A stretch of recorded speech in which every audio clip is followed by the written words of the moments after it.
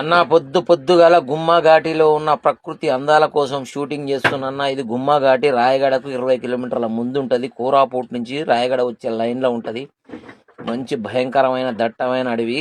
ఈ అడవిలో 3 టర్నింగ్లు ఉంటాయి. ఈ ఘాటిలో అవి మాత్రం చాలా డేంజరస్. రెవల్యూషన్ ఎంత ఉంది అని చూపిస్తున్నా. చూడు, ఇంజన్ డౌన్ లోకి దిగుతున్నా కాబట్టి రెవల్యూషన్ రన్ పోతుంది. బ్రేక్ చేయంగానే ఇంకా మళ్ళీ డౌన్ అవుతుంది. ఇక టర్నింగ్ ఈయనకి వెళ్ళి దిగుడు అన్నట్టు. ఈ దిగుళ్ళ డ్రమ్ములు హీట్ అయ్యి బ్రేక్లా సరిగా ఆనక ఆగక దూసుకొని పోతూనే ఉంటుంది లారీ.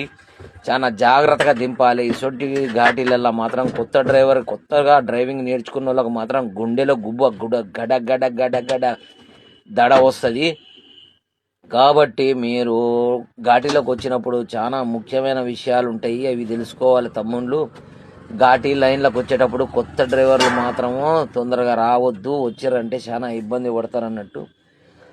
వచ్చే బండికి హ్యాండ్ బ్రేక్ ఖచ్చితంగా పనిచేయాలి. బండి వెనకకు కటింగ్ జరిపోయినప్పుడు, ముందుకు కటింగ్ జరిపోయినప్పుడు, రివర్స్ తీసుకోవాలన్నా ఏం చేయాలన్నా సరే ఎయిర్ బండ్లా ఉన్నదా లేదా చూసుకోవాలి.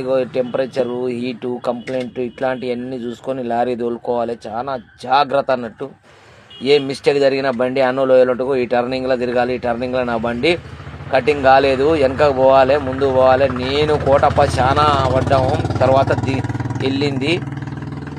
ఇక అక్కడి నుంచి వచ్చే బండ్లు చూడు నాయన, మెరక చూడు. అది టాటా బండి ఎట్టా ఎక్కుతుందో ఆ టర్నింగ్ నేను తిరగాలి. రా అనుకుంటే ఎక్కుతుంది. గట్ల దమ్మున్న డ్రైవర్ అన్నట్టు. ఒక్కసారి వెళ్ళిపోయాను చూసినావా, అట్లా అది ఎక్స్పీరియన్స్ తెలవాలి. ఎక్కడ కటింగ్ చేయాలి, ఎక్కడ పోవాలి. ఇప్పుడు నేను దిగుతున్నా, మొత్తం రెవల్యూషన్ గోడెమ్మడి పోయి దిగుతున్నా.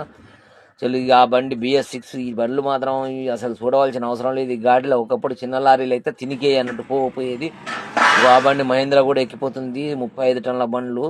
రైట్. ఇక మాకు తినడానికి ఏమి లేదని చెప్పేసి ఇక్కడ కూలీలు ఉంటే అలా బైక్ తీసుకొని ఊళ్ళోకి పోయినాము. పెట్రోల్ 1 లీటర్ పోస్తానంటే ఇచ్చాను బండి. పోయినాం. బియ్యం కూరగాయలు తీసుకొచ్చుకొని ఇంకా వంట చేసుకోవాలి కదా అన్న. తినక తాగకైతే తప్పదు కదా. ఎన్ని బాధలు నా ఒక్క రోజుకే నా జుట్టు చూసుకో పైకి లేచిపోయింది. ఇట్లాంటి కష్టాలు ఉన్నాయన్నా. లారీ డ్రైవర్లు అనగానే సంతోషం కాదు, ఏడుపు ఉంటుంది, నవ్వు ఉంటుంది, ఎన్నో ఉన్నాయి మా జీవితాలల్లా. అట్లా చూడు, బెల్ట్ ట్యాంకర్ ఎక్కుతుంది నాయన. మా కొన్ని